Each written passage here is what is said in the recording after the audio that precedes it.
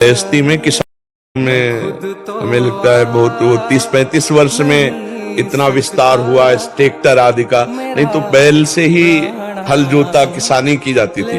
दो भाई थे, दोनों के दो दो बैल थे। तो विचार किया कि बहुत सुंदर बैल थे कि अगर अपने दो बैल बेच लिए जाए और दो से काम चलाया जाए तो उस धनराशि से हम और खेत में अच्छा बीज, अच्छा उपजाऊ ताकत लगा करके अन्न एकत्रित कर सकते हैं। बात सही।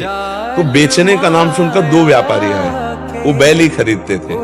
तो 12,000 के उनके बैल तय किए और रात्रि का समय था। तो बोले हम यही सो जाते हैं आज आपके यहाँ, कल सुबह बैल लेकर चले जाएंगे। तो वो बैल का व्यापार करते थे तो उनके पास और भी धन था।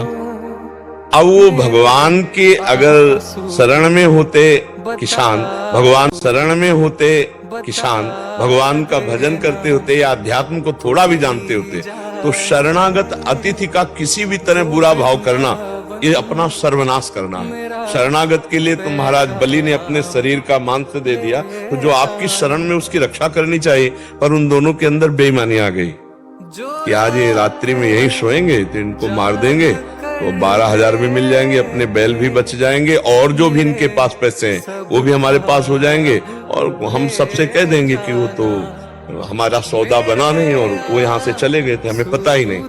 अपनी पत्नी से दोनों भाई, दोनों उनकी पत्नियां, 4 लोग तैयार हो गए और उनके 2 बालक थे जो नई अवस्था के थे, 18-20 के।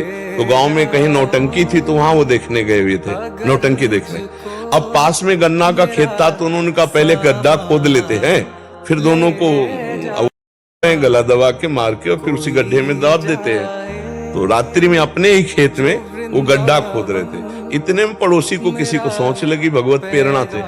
पहले लेट्रिन बाथरूम तो गांव में हुआ नहीं करते थे, गांव के बाहर ही जाना होता था। इतनी जोर की लगी कि पास वाले गन्ने के खेत में ही, और वो दोनों खोदते, दोनों आ जाएंगे इसमें। बोले थोड़ा लंबे है यार, थोड़ा और खोद। तो उसको रात्रि में खुदाई दोनों आ जाएंगे, मतलब कुछ गड़बड़ है क्या।